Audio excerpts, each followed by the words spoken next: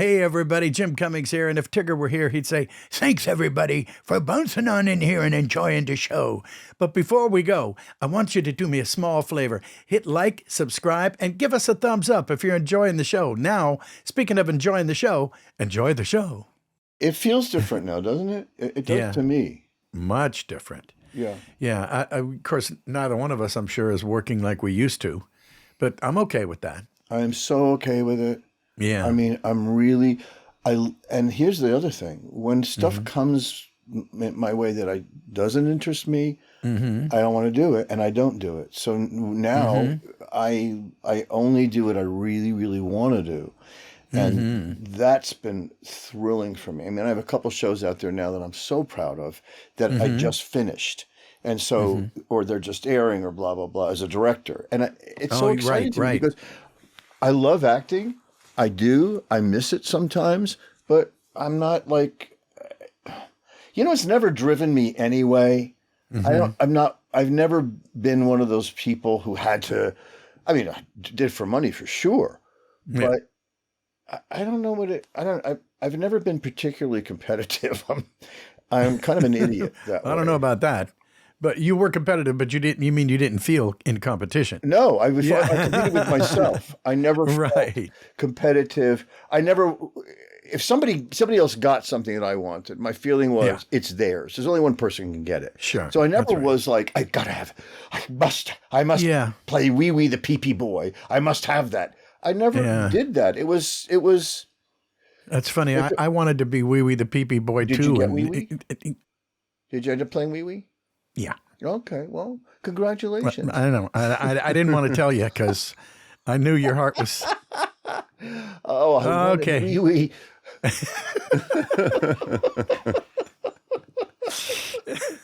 And yes, we're making this up, folks out there, for you guys. I wanted Wee Wee. Yeah. I was born to be Wee Wee. I was born to be the Pee-Pee Boy. Okay. How sad. Whatever happened? What happened? Where did this podcast go? Well, into Chris, reality. Get us out of here. The rabbit hole of reality. Hit reverse. Hit reverse. Quick. Oh, man. So what is your next destination? Do we have anything on the horizon? I know you're just discovering the cons. The Anaheim one. Yeah. Okay. And then make sure. I know I'm doing Transformers one in Chicago in October. That's pretty cool. Oh, I love this. I am the guest of honor at the Megaplex, which is a furry convention. And I got to tell you something. I knew nothing about furries at all. I did one convention. The first one. I have never met a more sweet, adorable, lovely, kind, diverse, generous group of people who treated me with such kindness. And it was a weird experience in that when I was making my decision, this is 8 years ago, I think, for the first FurryCon, I had asked a bunch of people about it, and people said, "Oh, well, they're kind of weird," and I was looking at who was telling me who was weird, and I thought, well, that's from you, that's not such a condom. Yeah, that's okay. I mean, that's called the pot calling the kettle beige. Who the hell you talking? Yeah. And so, and then I got a lot of disinformation, and then I got a couple of very intriguing statements, and then I made a phone call myself to talk to the head of the convention. I said, "These are my concerns. Tell me about you guys." They were so damn sweet, and it turned out to be one of the loveliest times I've had. So then I got 8 years later this call to do it in Orlando. My favorite state, Florida. And I'm doing it in, I think, the end of August. And I'm really looking forward to it. I have never been anyone to point fingers at weirdness. No. Yeah, you and me both. So, for me, who the hell am I? What people do, they do. I don't care. Sure. There was just this inherent sweetness because I think they've been on the outside for so long, and I think they've been judged. And then weirdly, there was a great expose on 60 Minutes about furries, and it was so. I didn't see that. it went into depth about the souls of the people that were so socially uncomfortable that the And I only hope it way was that they kind. could function Yeah. was to dress that way. And I thought, this makes sense to me. Yeah. And I started to really understand where they were, and I just have a great affinity. I ain't no furry except my own body, but Yeah, other right. than that, Yeah. So that's It's what I true. got going. So that Yeah. the No judges' Transformers robes there. and Anaheim. So that's pretty much what Yeah. I'm Well, doing. when there's a lot of people getting together of like mind, having a good time, and keeping putting grins on everybody's face in sight. Okay, I'm in. Yeah, really, and Yeah, it's a beautiful thing. I just worry about how much oxygen they can get not breathing fresh air. That's true. That is true. Which reminds me of a very sad story. And it was like the first 6 months I got into the business, and I had a job and it was doing fine. And then they went on hiatus for a couple of months, Dumbo Circus, which meant I then just go ahead and starve for a couple of months. Because what do you do? So I said, oh my gosh, singing telegrams. Sure. That's perfect. And Easter was coming up. So I was the Easter bunny. And I would walk. Yeah, I can use. Yeah, you're picturing that, aren't you? Thank you. And I got this fakakta head on, and the big furry, basically a costume. And I walk up, and these parents. It was in Corona, California. I lived there at the time, and I walked up and I banged on the door, and I got my little Easter bunny basket with jelly beans and things, and I was supposed to give the kids, and there was a song, and I was supposed to sing, "Here comes Peter Cottontail hopping down," So I'm singing that. I think it was Gene Autry who did it. I can't remember, but I'm singing it, and then I realized that I'm breathing the same air over and over again. Oh God! And then I was, I'm good. And there's a little 6-year-old and 4-year-old, and I realized I have to take the head off. So I pulled off the head, and here's this guy with all this black hair and a big furry black beard, and the kid goes,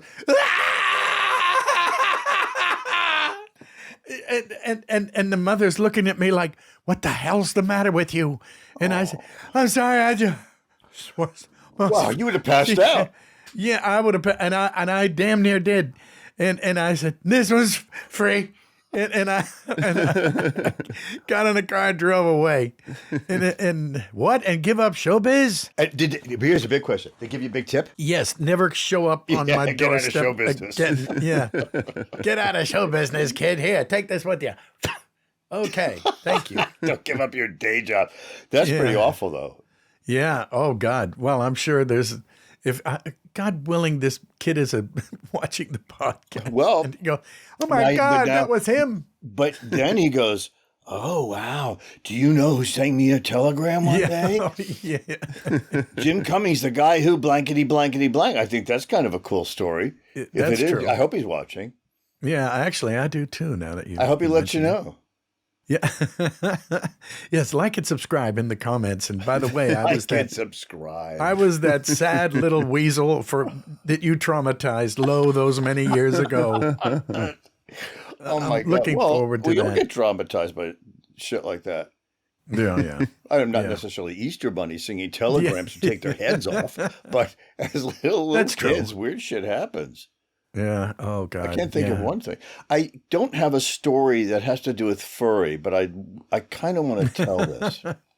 Yes. So again, this is nothing I've ever told in public. So an exclusive, in New York, and I was doing a play off Broadway for a year and a half, and my first scene, I had to enter shirtless, which of course makes one more vain than one should be. Mm-hmm. And so I was 22, and I thought, I gotta kill. You're good to go. And it was a 3-act play, and it was heavy, and it was a drama. Blah, blah, blah. Anyway, so I had a backpack. I lived on West 56th Street when it was Hell's Kitchen. Now it's Hell's Kitchen. Then it was Hell's Kitchen.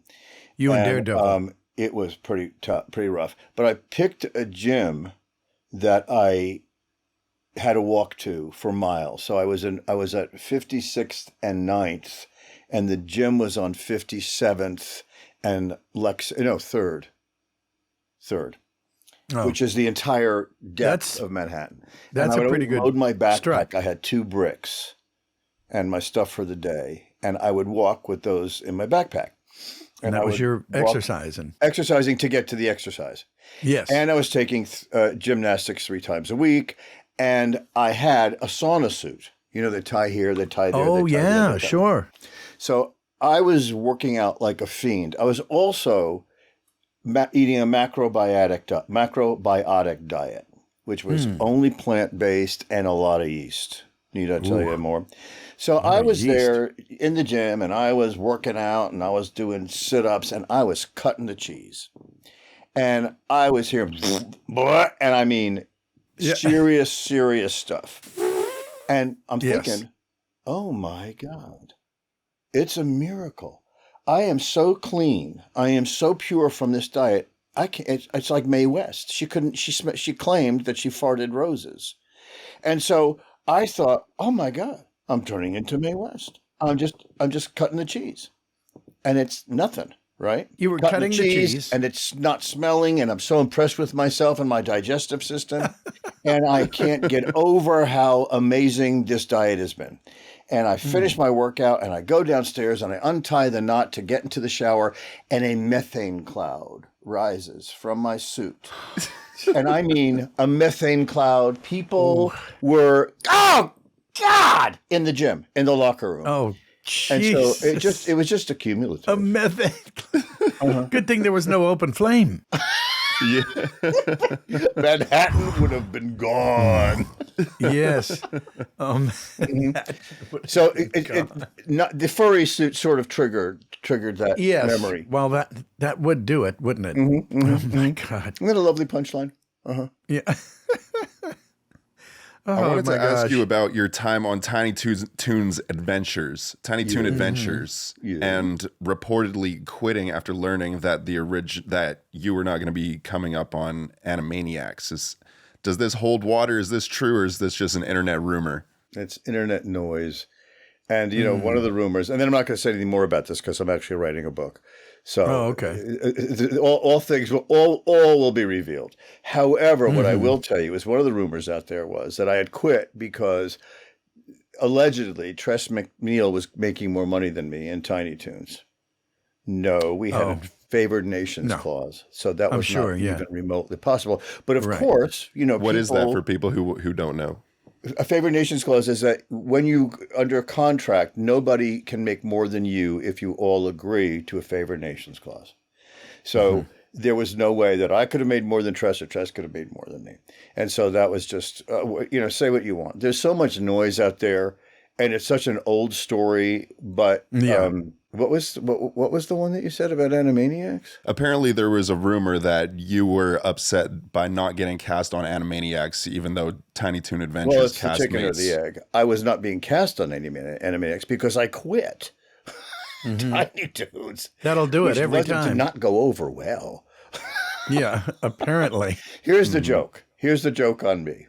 The joke on me is there were many reasons why I left, but I won't discuss them here. Yeah, sure. However, you got to buy the book. There was another season.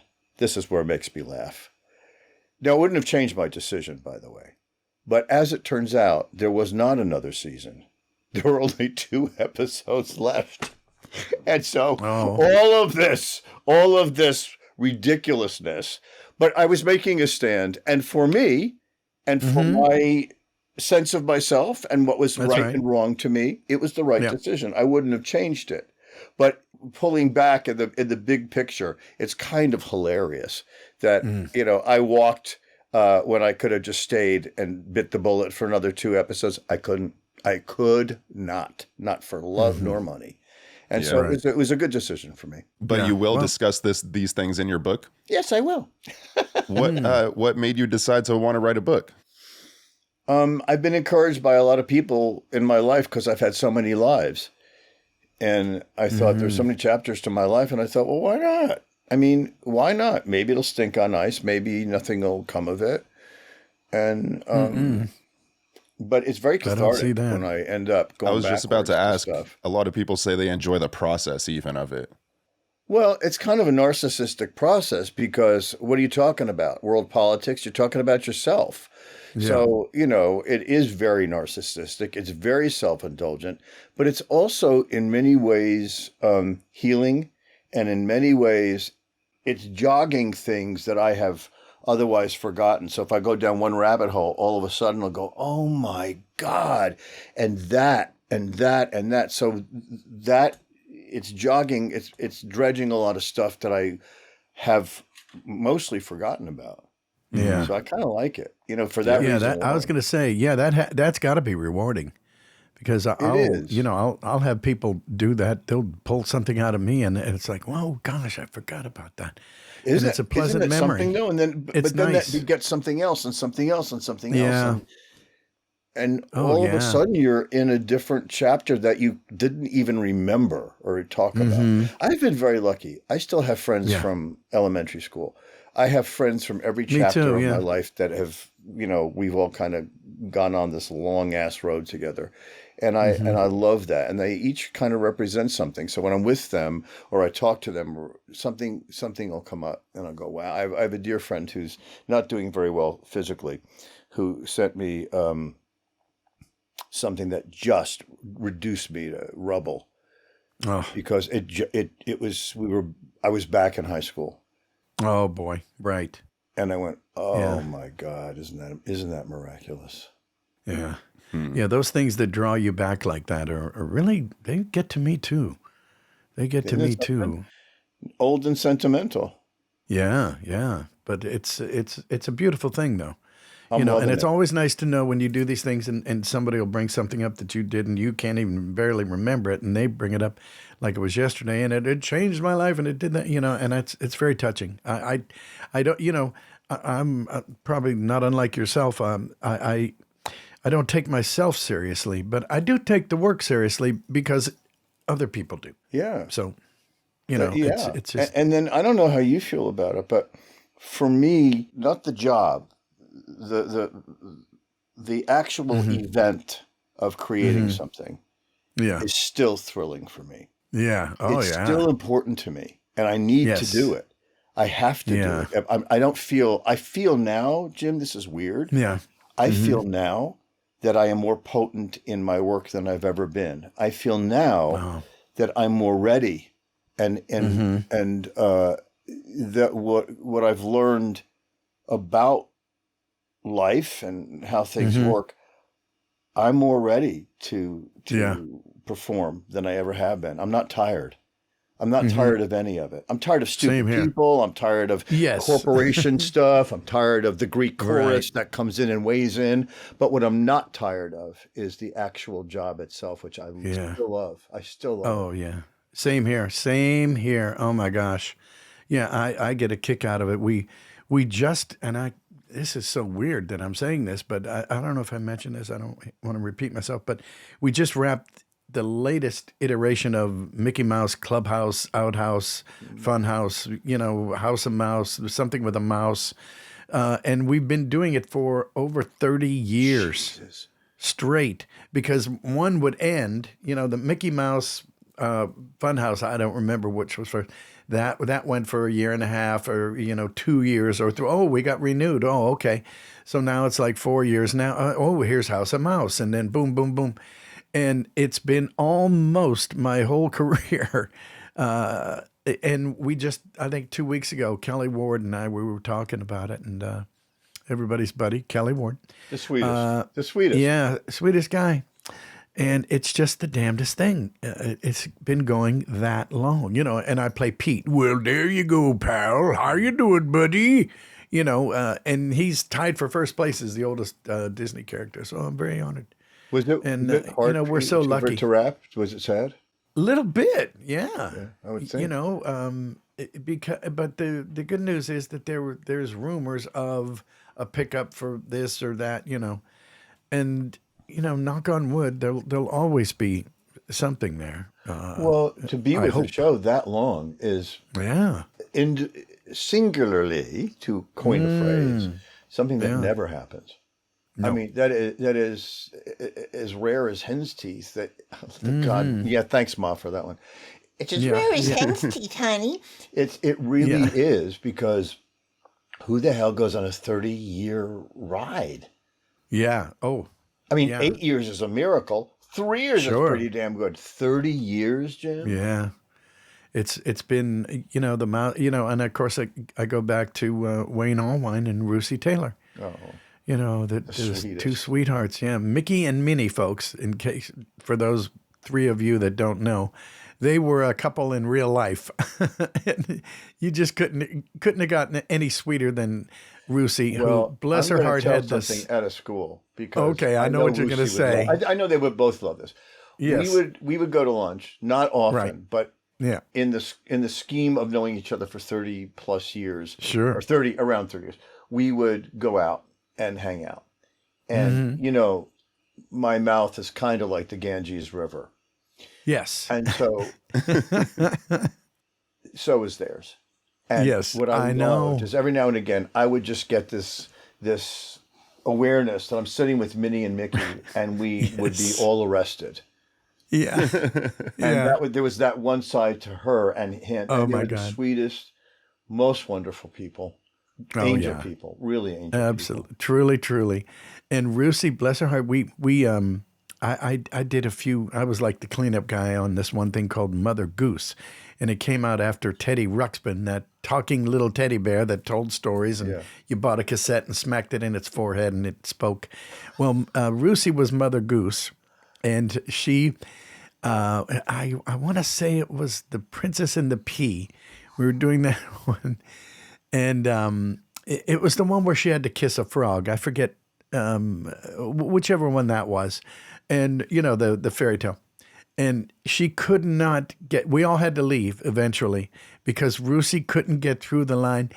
And so it became that the princess leaned over and kissed the little frog right on the tip of his little green, and then she would pee. She would just start, pee. She couldn't finish the sentence.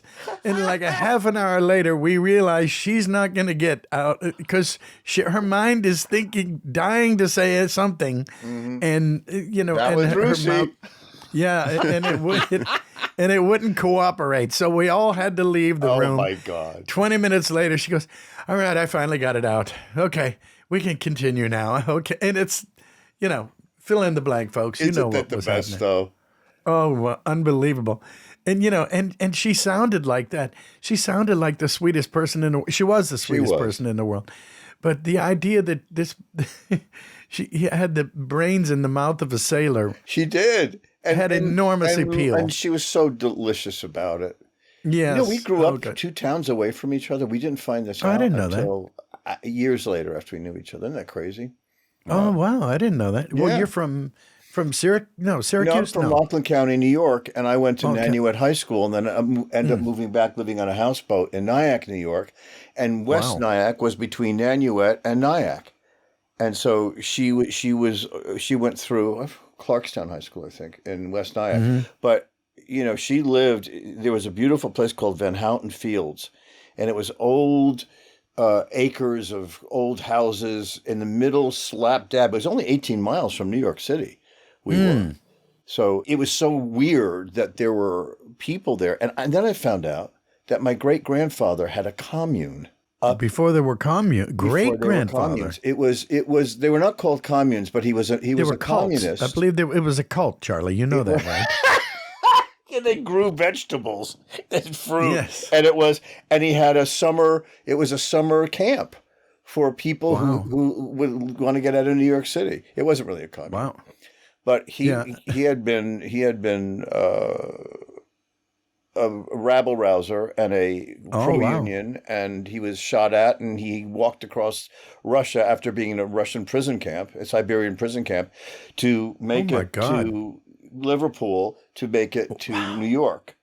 And my great aunt wrote a book about it, which blew my mind. It is actually in the permanent collection of the Showa collection of Steven Spielberg's. And I've read it. It blows my mind to see where I came from. But I realize my big mouth came from him. My big mouth came from him. That's great. Wow, that's a damn fine inheritance. Nutty, kind of nutty. Yeah, good for you. But we never had money. I inherited a bowling ball and a vest. That was my legacy. That's all I ever got, really. I'm proud of that. Yeah. I don't want nothing from nobody. I'll find my way. I did. That's right. Yeah, no kidding. Well, Jim, I think it might be time for a voice swap. What do you think? I think so. What's that? We do this thing. All right, there's a little game Take that it we away, play. Chris. Oh, okay. There's a little game that we play, and basically we're just swapping popular character voices between the two of you that you voiced. So, for example, Jim will do a line as Tigger, and then you will say that same line, but in the voice of Buster Bunny. Okay. And then vice versa. How's that sound? Sure. So I'm just saying the same line. Yeah. Yes, in a different voice. My different characters. As your character. Okay. Yes. And then you lay one down, and I'll mangle it. Okay. So you start, though. It's a tennis match. You start. Yeah. Yes. You serve. Okay, here we go. Let's see. We'll get Darkwing Duck out here. I am the terror that flaps in the night. I am the terror that flaps in the night. Jesus. Yeah, there you go. That's what I'm talking about. Okay. And then if you could just say the character name before you say your Cal. line. Yeah. I'm just saying for like when you do it. So it'll be your turn now. Yeah. Okay. Oh, now what do I do? Oh, What? yeah. Now you do one. So you pick one of your characters. You'll say one of line? their lines. Yeah. No, any line. Any line. Any line you want. I am It's the your line. terror. I am the terror that flaps in the night. And Okay, And then like you can say something that he would say. Like, so now we'll do the reverse. Yeah, you if don't that want to makes do sense. a Darkwing line. Like you'll You do wanna one do of one of your your own lines. lines. I'm so lousy at this shit. You're doing great. Oh, God. I'll try better. No, you're doing fine. You're doing... It's all for fun. It's an idiot. Go ahead. Oh, so it's my turn now? I have to say something now? Yeah, and then I'll do it. And I'll be Pooh for you. Ooh. Oh, this is a red guy. Ooh. It hurts so bad. Are you sure you want to do poo? Oh, it hurts so bad. Bother. Okay. Well, I'll never work again now. Good night, everybody. Thank you for coming to the last podcast that I'll ever do with my dear friend, Charlie Adler. Chris, take us home. Oh, God. So are we doing more? Are we done? No, Let's do one more. Let's do Robotnik and Snively from Sonic. That's true. Yes. All righty. Well, let's see. A good Robotnik line would be something very basic, something like, "Get that hedgehog!" Snively. I love my escargot.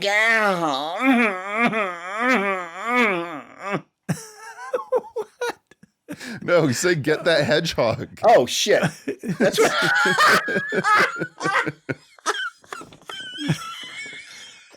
And you brought up escargot in some fashion? I'm such a moron. No, get that hedgehog. Yes, and Charlie Adler is available for books on tape. He will be your narrator supreme. You are Performing at your all local in luck. rubber room. Yes. Oh, Charlie, thank you so much, Thanks brother. for having me. I'm Thanks. so sorry I'm so lousy at games. What a moron. No, that was really funny. I think you knocked it out of the park. This is one for the Hall of Flame. Definitely go down in flames. So Yes. before I go, and thank you Yes. both. Thank you. And Chris, nice meeting you. Thank you. Yeah, likewise. It was nice meeting you. Do I just hit the X at the top? What do I just hit the X at the top to get out? Yes. All Could you right. actually? Oh, okay. Wait. Well, wait. Hold on. Yeah, don't hit the I have something exit to say. yet. I have something to say. Oh. All right. That was another episode of Toon'd In with Jim Cummings. I'm producer Chris, joined as always by the legend Jim Cummings and Hey, folks. Charlie Adler. Thank you so much for being here today. We really appreciate it. If you guys like this content, if you enjoyed this episode, be sure to like and subscribe. We really appreciate it. And it helps you out. It recommends videos like this, shorts, all that good stuff to you. Did you know on YouTube, you can watch a video and literally never be recommended it again? It's a crazy algorithm. So be sure to like and subscribe to keep seeing this content. If you like this content a lot, you can go over to Patreon and see bonus content. That's right, episodes that don't even air here on YouTube, nowhere else other than Patreon, shorts, bonus giveaways, a lot of good stuff over there, so check it out. I'll be there. I'll be there with flaming stuff. tassels on the bonus content. Yes, that's right. That's right. You can see Charlie in flaming tassels. That's it. Yeah. Nipples akimbo. Oh, yeah. No, the stage name. Nipples. That was your old stage name. That's Yeah. right. You can get merchandise on Shopify at Jim Cummings Closet. And be sure to check the description for any upcoming conventions that Jim or any of the guests featured on today's show will be at. We really appreciate you guys watching. Once again, I'm producer Chris, Jim Cummings, Charlie Adler. We will see you in the next one. Jim, I'll hug you in Anaheim. Yes.